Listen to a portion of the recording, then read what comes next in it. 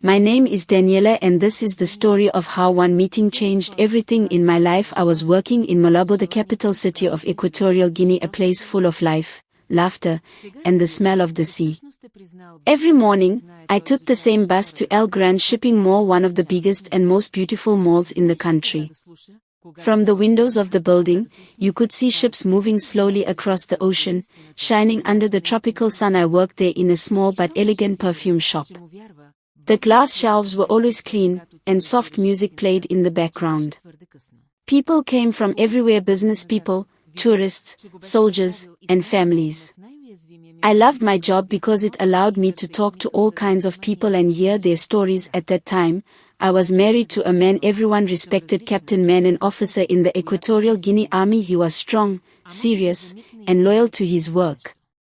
His uniform always looked perfect, and people greeted him with pride wherever he went, but his job kept him far from home most of the time.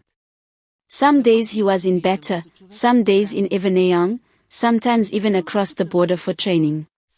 Our home often felt quiet, like a beautiful house missing its laughter. I tried to fill the emptiness with work, with books, with prayer, but the silence always came back. It was a bright Saturday morning when I first met Baltisa in Gonga. The shop was busy that day. People were buying gifts for the weekend. I was arranging perfume bottles when I saw a tall man walk in.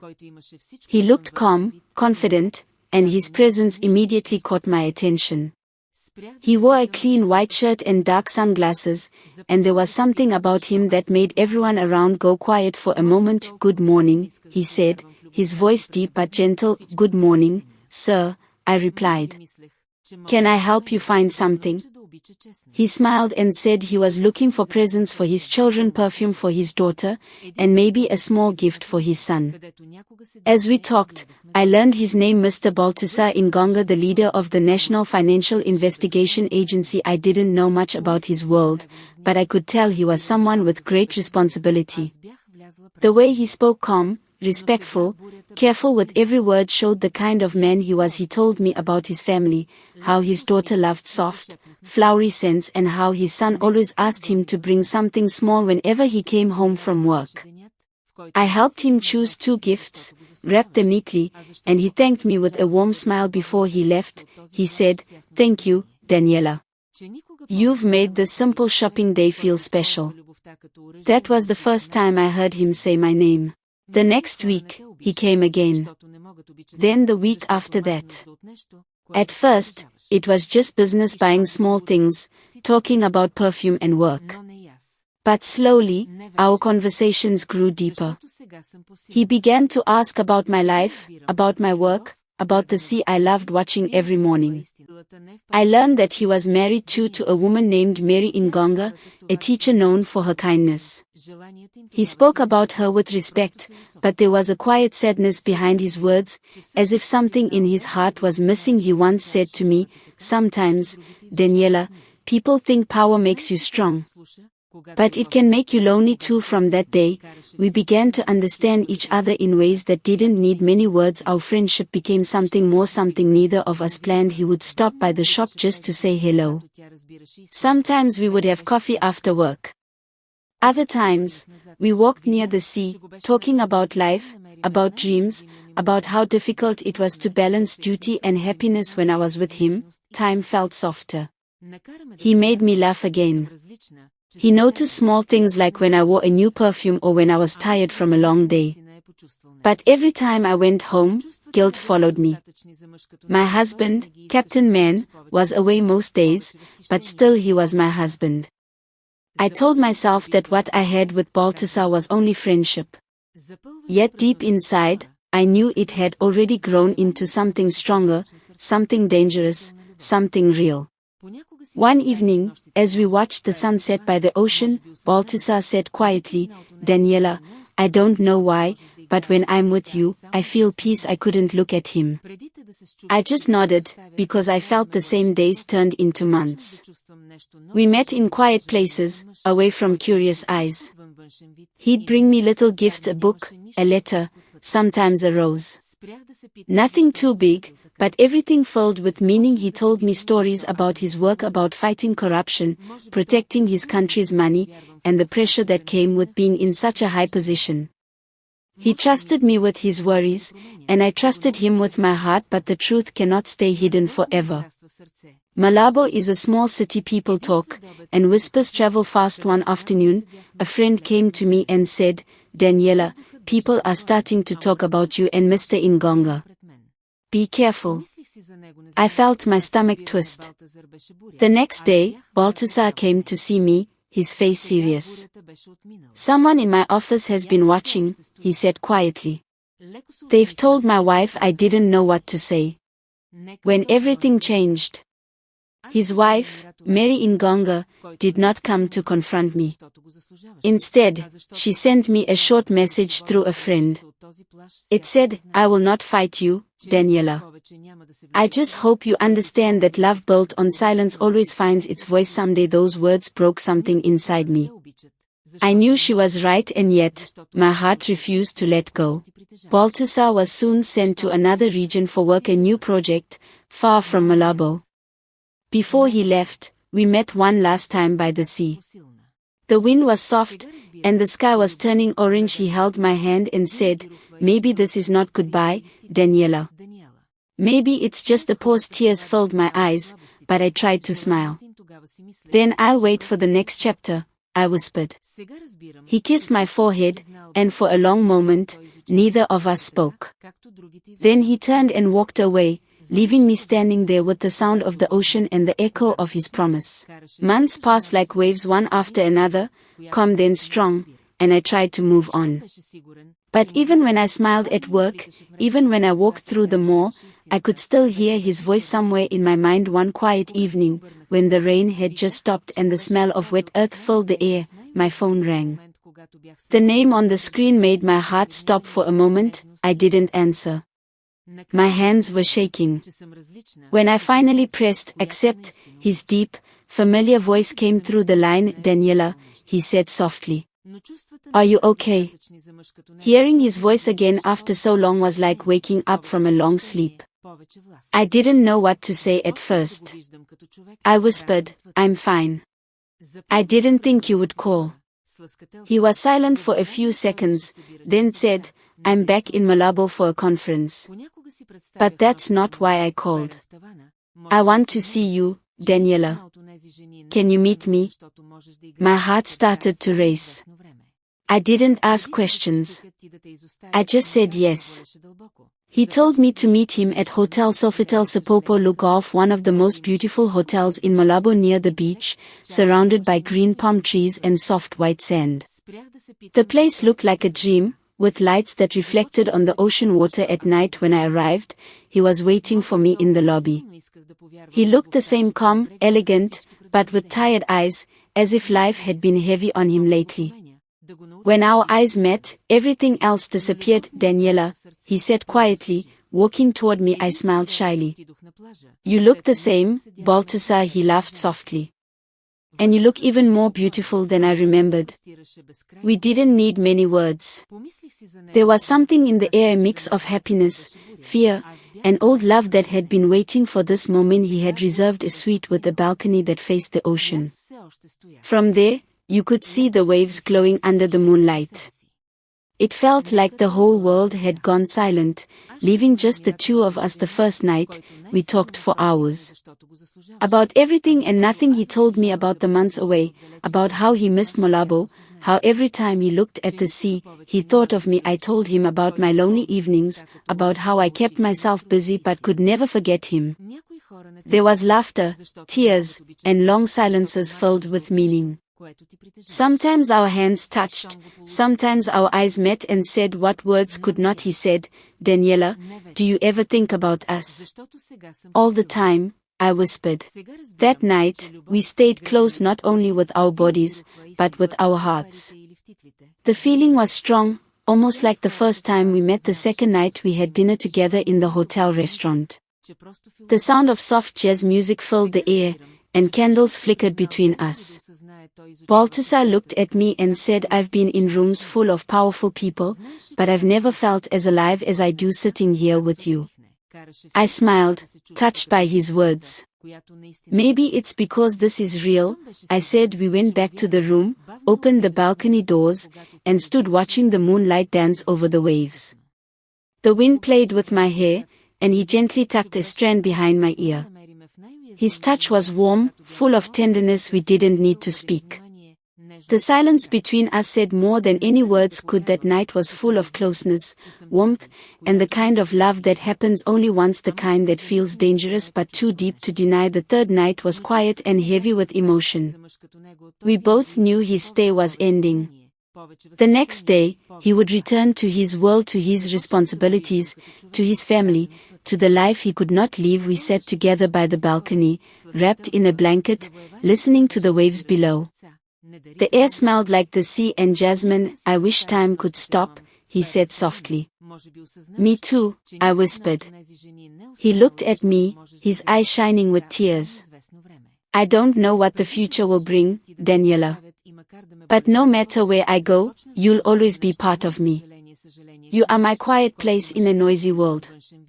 My throat tightened. And you're the reason I learned what real love feels like, I said. For a long moment, we just sat there, hearts full, eyes wet, soul silent. The next morning, sunlight entered the room softly. The hotel was quiet, as if it respected our goodbye. We both knew it was time to leave, but neither of us wanted to move. He held my hand and said, maybe one day, when life is kinder, we'll meet again, not in secret, not in shadows. I nodded, though I could barely speak. He kissed my forehead gently, the same way he did the first time he left. Then he walked to the door, turned one last time, and smiled, a sad, beautiful smile that I will never forget. And just like that, he was gone. After he left, I stood by the balcony for hours, watching the sea. I didn't cry right away, I just let the wind dry the tears before they fell. The hotel room was full of silence, but it still carried his presence, his voice, his scent, the warmth of his hand. Even now, when I pass by the coast and see the lights of that hotel in the distance, I remember those 3 nights, not with pain, but with gratitude, because sometimes love doesn't stay forever. It visits, it changes you, and then it becomes part of your soul. The days after Baltisa left were quiet but heavy.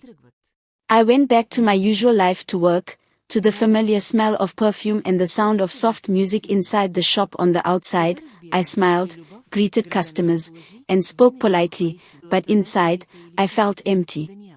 Every time the door opened, I hoped to see him walk in again, dressed neatly with that calm smile. But he never came.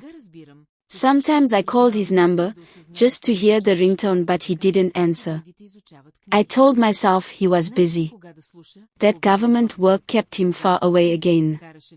I waited for his call, his message, his "Good morning, Daniela." But my phone stayed silent. Days became weeks. Weeks turned into months. Still, I waited. One afternoon, while I was on my lunch break, I sat outside the mall near a small cafe. The sun was strong, and people were laughing, children running everywhere.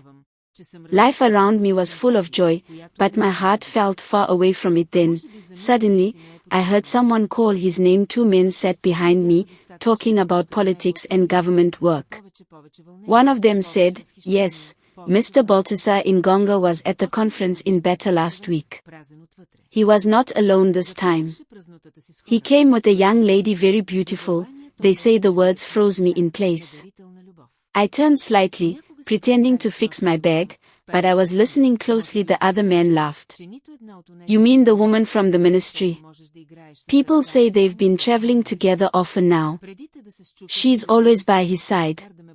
My heart started to beat fast. I couldn't breathe properly. Could they be wrong? Could they be talking about someone else? No, they said Baltisa Ingonga. There was no mistake. I got up quickly, paid for my drink, and left, my mind full of questions, my heart full of confusion. That night, I sat on my bed, staring at the ceiling.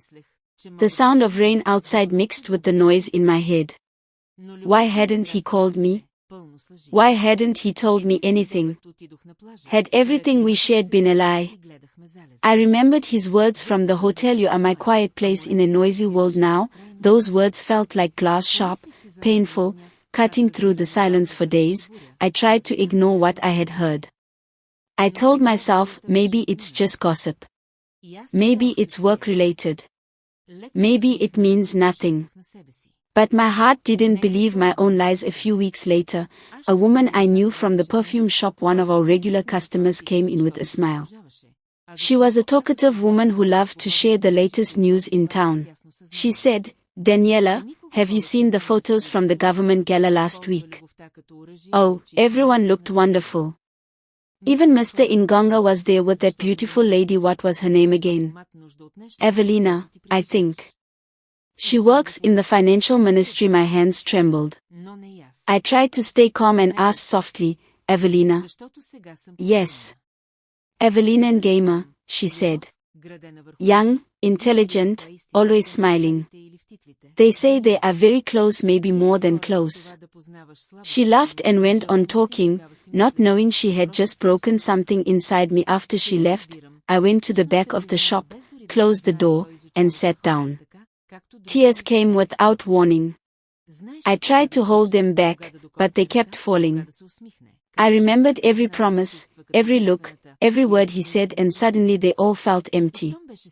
2 days later, a driver from the government office came to the mall. He said he had a small envelope for me. I opened it immediately. It was a short letter from Baltisa. "My dear Daniela, if this letter reaches you, please forgive my silence. I didn't know how to explain everything without hurting you. My life has become complicated. There are things I must do now, not all of them my choice. I didn't want you to know about any of it. You have a place in my heart that no one can replace. Please believe that. But sometimes love must hide behind duty, even when the heart refuses to obey. Take care of yourself." Always. I held the letter close to my chest and cried until my eyes burned. He hadn't denied it. He hadn't explained who she was. But his words told me the truth. He had moved on, even if part of him still cared.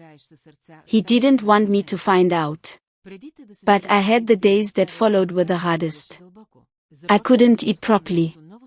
I couldn't sleep. Every time I closed my eyes, I saw his face, the way he smiled at me, the way he promised to come back at work. People noticed I was quieter.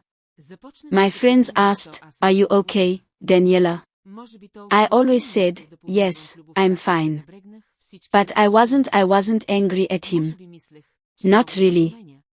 I was hurt because I had believed our love was special, something beyond the world's rules. I thought it would survive distance, time, and silence. But it didn't. One evening, I went to the same beach where we used to walk. The waves were strong that night, crashing against the rocks. I sat down and let the wind touch my face. "I forgive you, Baltisa," I whispered. But I'll never forget. The sea carried my words away, and for the first time, I felt a small piece of peace returning to me. Weeks turned into months again. Slowly, I began to heal. I started reading more, spending time with friends, and learning new things. The pain was still there, but it became softer, like an old scar that no longer bleeds but still reminds you of what happened. Sometimes, at night, I wondered if he ever thought of me. The morning had started like any other. The sky above Malabo was light blue, and the streets were waking up slowly with the sound of engines, voices, and the smell of roasted coffee coming from the cafes near the mall. I had just finished setting up the perfume display when my manager told me I could take an early lunch break. I walked out of the mall and headed toward a small restaurant hidden behind a line of palm trees, a quiet corner that almost no tourists knew about. I liked that place because it was peaceful. It helped me think. I ordered tea and sat by the window. The breeze carried the salty smell of the sea, and for a moment I felt calm again, as if my life was finally steady. Then I looked outside, and my world stopped. What I saw across the narrow street, under the shade of a flowering tree, stood Baltisa. At first, I couldn't believe it. I blinked, thinking my eyes were playing tricks on me. But it was really him, his familiar shape, his way of standing straight even when relaxed, the same calm that always surrounded him. He wasn't alone. Beside him stood a woman, tall, elegant, with soft brown skin and long hair that fell on her shoulders. She wore a light blue dress that moved gently in the wind. They were standing very close, whispering to each other. Then she laughed quietly, and he touched her hand. My chest tightened. And before I could look away, he leaned forward and kissed her. It was not a quick or careless kiss, it was gentle, affectionate, the kind of kiss that carries history. For a few seconds, I couldn't breathe. The world around me went silent. I couldn't hear the voices in the restaurant, the cars, or even the sea. It was like everything had frozen except for them. I wanted to stand up and run outside, to ask why, to ask how could you, but I couldn't move. I just sat there, holding my cup, watching the man I once believed was mine kiss another woman in the same city where our story had begun. My tea had turned cold by the time I found the strength to leave. I walked out quietly, turning away from the street so he wouldn't see me. My legs felt weak, but I kept walking, one step at a time, until I reached the beach. The waves were rough that day, crashing hard against the rocks as if the ocean itself understood my anger. I stood there for a long time, my hair flying wildly in the wind, my heart burning. How could you, Baltisa? I whispered to the sea. After everything. I remembered the hotel nights, his promises, the letter he sent. He had written, "You'll always have a place in my heart." But now I knew the truth. His heart had another guest. It wasn't just jealousy that hurt, it was betrayal. He hadn't only moved on, he had done it here, in Malabo, the same city where he and I had built our secret world. That evening, I was locking up the shop when I saw him again. He was standing near the parking area, alone this time, his jacket over his arm. When he saw me, he froze for a second, as if unsure what to do. Then he walked toward me slowly. "Daniela," he said softly, almost a whisper. I looked at him, my eyes full of tears I refused to let fall. "Why are you here?" I asked. He sighed. "I wanted to talk to you. I didn't expect you to see us today, so it's true," I said, my voice shaking. "The woman they said her name was Evelina. Is she the one?" He looked down for a moment, then met my eyes again.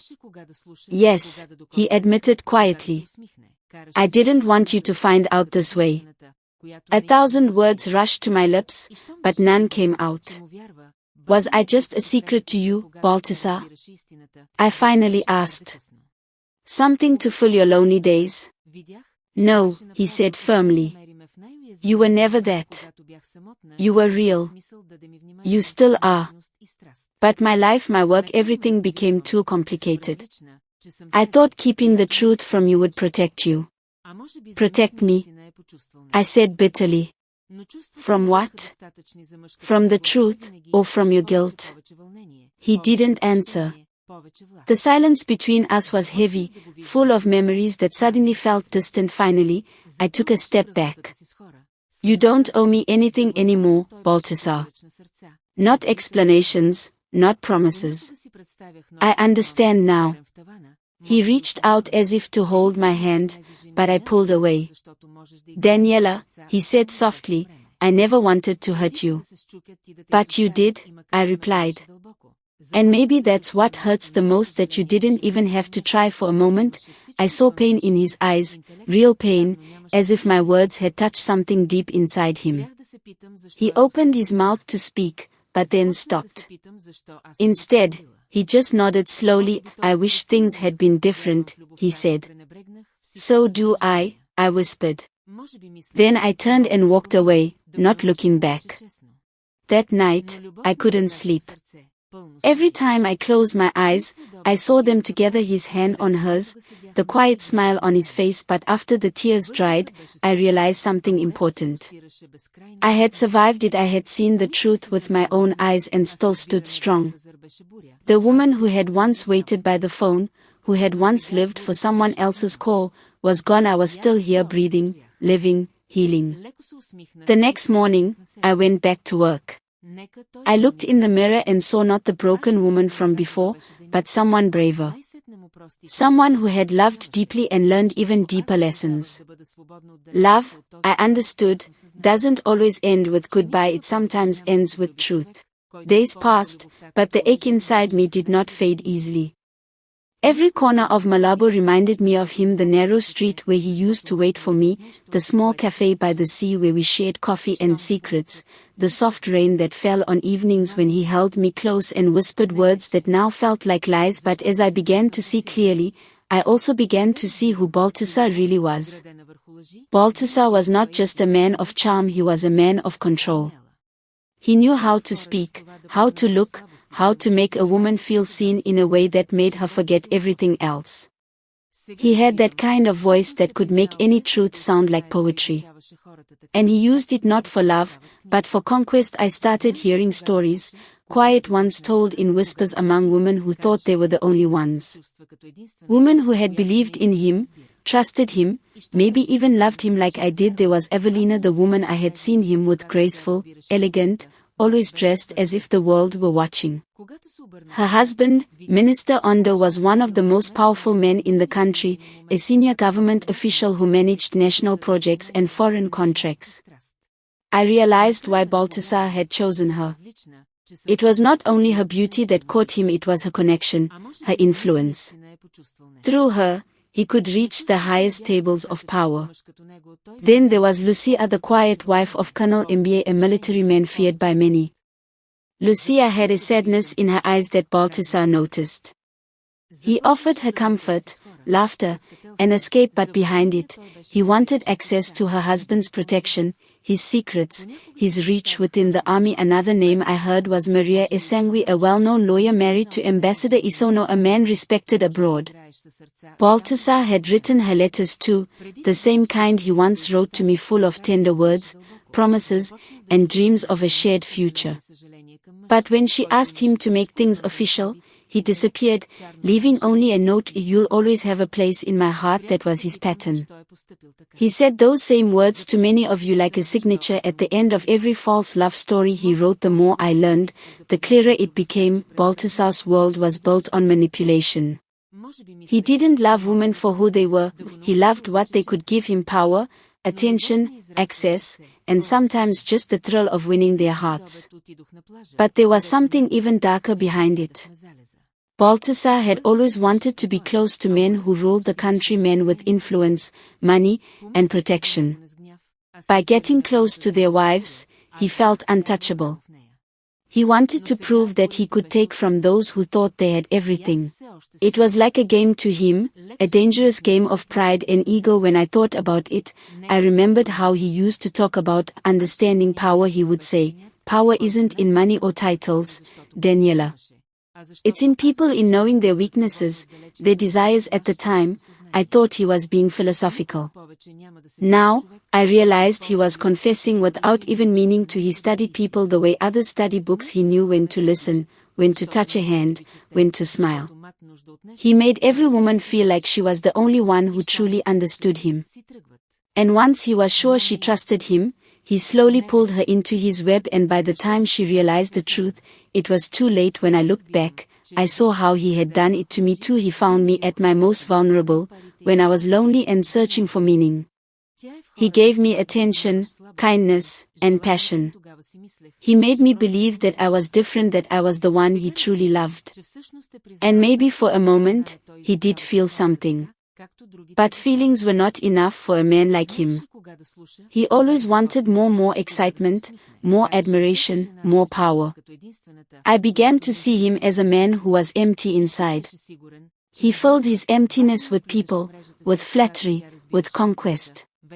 He was a collector of hearts, not a giver of love. Sometimes, I imagined what his nights were like alone, staring at the ceiling, maybe realizing that none of those women truly stayed. Because you can only play with hearts for so long before they break and leave you behind. And though it hurt me deeply, I also began to feel something new: pity for a man who had everything on the outside: looks, intelligence, charm, but nothing real on the inside. I stopped asking myself why he did what he did.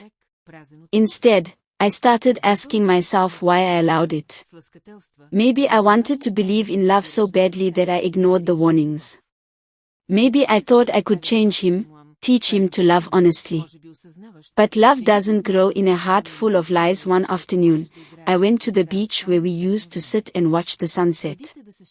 The air was calm, and the sea stretched endlessly before me. I thought of him not with anger, but with understanding. Baltisa was a storm, and I had walked right into it. But now, the storm was over. And I was still standing. I smiled faintly and whispered to myself, let him chase power. I'll chase peace. That was the day I finally forgave him, not because he deserved it, but because I deserved to be free. I walked away from that beach knowing that I would never again fall for someone who used love as a weapon. I had learned the hardest truth: some people don't love you because they can't, they love you because they need something you have. And once they get it, they move on, but not me. Not anymore, because now, I was stronger. Now, I understood that love built on lies always collapses, but truth, no matter how painful, always sets you free.